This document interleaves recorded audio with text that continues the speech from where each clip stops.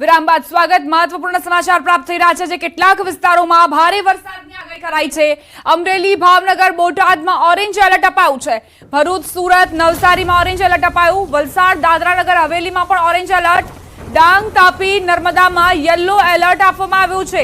આણંદ, વડોદરા, પંચમહાલમાં yellow alert. Gandhinagar, Ahmedabad, મોરબીમાં yellow alert તો દ્વારકા, પોરબંદર, જૂનાગઢમાં યલો એલર્ટ।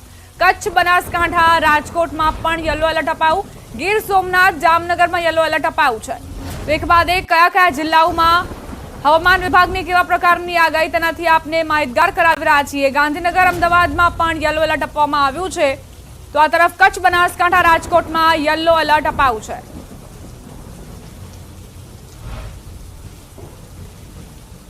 સંવાદદાતા પ્રણવ જોડાઈ ગયા છે લાઈવ, તેમની પાસેથી વધુ જાણકારી લઈએ। પ્રણવ, અમદાવાદમાં કેવા પ્રકારનું વાતાવરણ, શું સમસ્યાઓ?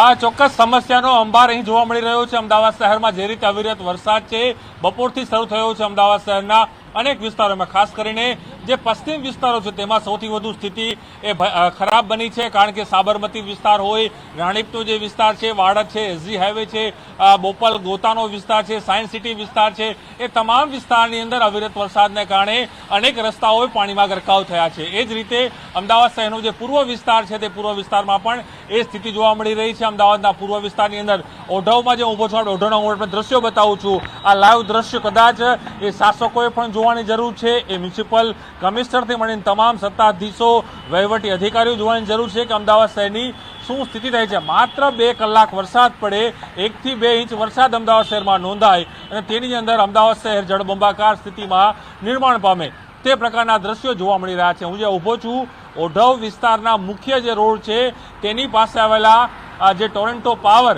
જે હાઉસ પ્રસિદ્ધ એ વિસ્તાર છે તે વિસ્તારની આ ગલીના હું દ્રશ્યો આપણે બતાવી રહ્યો છું કે જેની અંદર હજુ પણ પાણી છે તે ભરાઈ ગયા છે। અને એ જ રીતે હું મારા કેમેરામેન ખેંગારને પણ કહીશ કે આપણે મુખ્ય રોડના રસ્તા બતાવે કે જે મુખ્ય રોડ ઓઢવ જે બીઆરટીએસ કોરિડોર છે તેના પણ દ્રશ્યો બતાવે। જોઈ શકો છો કે જે વાહન ચાલકો આવી રહ્યા છે તેને પણ કેટલી બધી હાલાકી થઈ રહી છે, કારણ કે અવિરત વરસાદ વરસી રહ્યો છે। અનેક જે બ્રિજો છે એ બ્રિજો ક્રોસ કરીને આવી રહ્યા છે ત્યારે હજુ પણ જે પણ સર્વિસ રોડ છે, જે ફૂટપાથ છે એ ફૂટપાથ ઉપર પાણી છે તે ફરી વળ્યા છે, તે પ્રકારની સ્થિતિ હાલ જોવા મળી રહી છે। અને અમદાવાદ મોટા ભાગના જે વિસ્તારો છે, જે રીતે એએમસી તરફથી જે આંકડાઓ આવી રહ્યા છે તે પ્રમાણે અમદાવાદ શહેરના પશ્ચિમ વિસ્તાર છે તેમાં સૌથી વધુ જોવા મળી રહ્યું છે। પરંતુ હવે શરૂઆત સમાચાર અરવલ્લીના ધનસુરાથી પ્રાપ્ત થઈ રહ્યા છે। ધોધમાર વરસાદ ખાબક્યો, મુખ્ય બજારમાં ઢીંચણસમાં પાણી ભરાયા છે। ગ્રામ્ય વિસ્તારોમાં ગાજવીજ સાથે વરસાદ ખાબક્યો। શીકા, ધામણિયા ગામો પ્રભાવિત। ખેતીલાયક વરસાદ થતા ધરતીપુત્રોમાં ખુશીનો માહોલ જોવા મળી રહ્યો છે। તો ધનસુરાથી સીધી તસવીરો આપણે દર્શાવી રહ્યા છીએ। આકાશમાંથી કાળા ડિબાંગ વાદળો સતત વરસી રહ્યા છે અને અહીં લોકોને પણ રાહત મળી છે ગરમીથી, બફારાથી। ધરતીપુત્રોમાં ખાસ કરીને ખુશીનો માહોલ જોવા મળી રહ્યો છે। શીકા, ધામણિયા, અદલપુરા સહિતના ગ્રામ્ય વિસ્તારો પ્રભાવિત થયા છે અને ખેતીલાયક વરસાદ થતા ખેડૂતોએ પણ ખુશી વ્યક્ત કરી છે। આગાહી પ્રમાણે ધનસુરામાં વાતાવરણ વહેલી સવારથી જ વાદળછાયું વાતાવરણ હતું અને વરસાદની શરૂઆત થઈ। અરવલ્લી મેઘરજ તાલુકામાં વરસાદી માહોલ જામ્યો છે। મેઘરજ નગર સહિત આસપાસના વિસ્તારોમાં વરસાદ ખાબક્યો।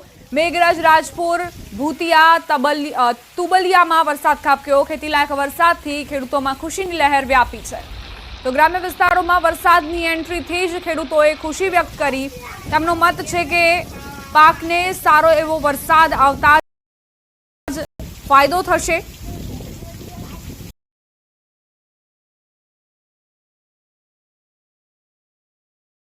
હાર્દિક, અરવલ્લીમાં કેવા પ્રકારનું વાતાવરણ, કયા ગ્રામ્ય વિસ્તારો પ્રભાવિત?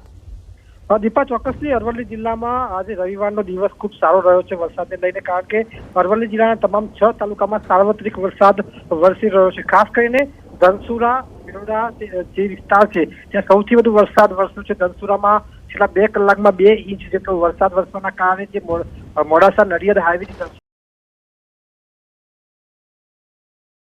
નગર છે ત્યાં બજારમાં પણ પાણી ભરાયા હતા ટીચરમાં, એટલે કે ખૂબ સારો વરસાદ હાલ તો વરસી રહ્યો છે.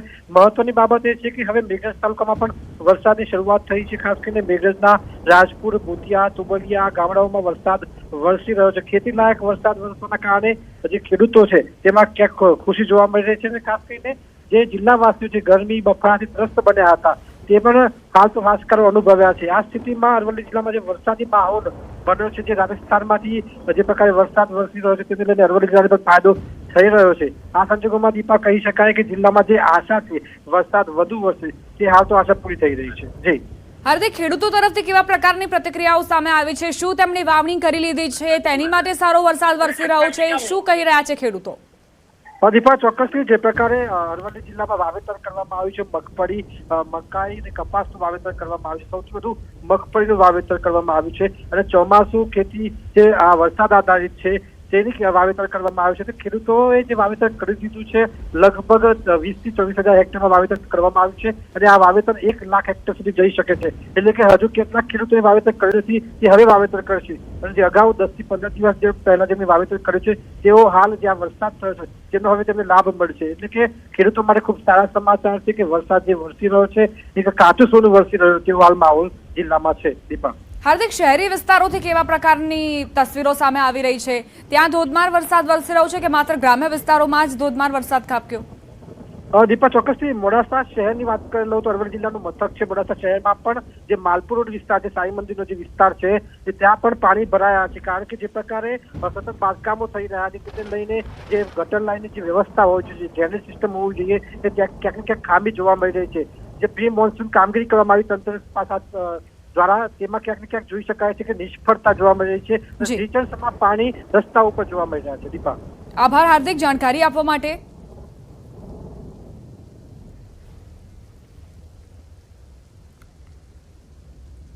આગળ વાત કરીએ ભાવનગરની. ભાવનગરના વલભીપુર અને ઉમરાળા તાલુકામાં સતત 4 દિવસથી મેઘરાજાની અવિરત બેટિંગ યથાવત છે.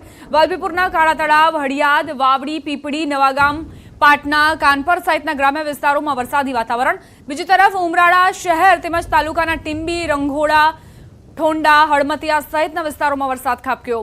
ઉમરાળા અને વલભીપુર તાલુકામાં વહેલી સવારના 7 વાગ્યાથી અત્યાર સુધીમાં 8 મિલીમીટર વરસાદ નોંધાયો છે.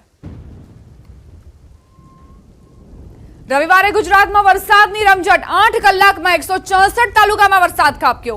27 તાલુકામાં 2 ઇંચ વરસાદ નોંધાયો છે. 2 કલાકમાં 107 તાલુકામાં વરસાદ ખાબક્યો. પલસાણામાં 6 ઇંચ, બારડોલીમાં 5 ઇંચ, સુરત, મહુવા, વાપીમાં 4.5 ઇંચ વરસાદ નોંધાયો છે. તો આજે વરસાદનો સુપર સન્ડે. વરસાદની રમઝટ રાજ્યભરમાં જામી છે.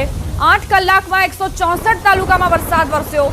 27 તાલુકા એવા જે 2 ઇંચ વરસાદથી પ્રભાવિત થયા, તો 2 કલાકમાં 107 તાલુકામાં વરસાદ ખાબક્યો છે. પલસાણાની વાત કરીએ, 6 ઇંચ વરસાદ નોંધાયો. બારડોલીમાં 5 ઇંચ, સુરત, મહુવા, વાપીમાં 4.5 ઇંચ વરસાદ ખાબક્યો છે. તો દક્ષિણ ગુજરાતમાં વરસાદની તીવ્રતા વધુ નોંધાઈ છે, જેના કારણે તમામ વિસ્તારોમાં સમસ્યાઓ પણ સર્જાઈ છે. સુરત તો જાણે કે આખે આખું પાણીમાં ડૂબી ગયું હોય તેવી તસવીરો પણ સામે આવી. અમદાવાદમાં નજીવા વરસાદમાં જ સમસ્યાઓ સર્જાઈ છે. શહેરી વિસ્તારોમાં જે વરસાદની રાહ જોવામાં આવી રહી હતી તે હવે આફત બની ગયું છે.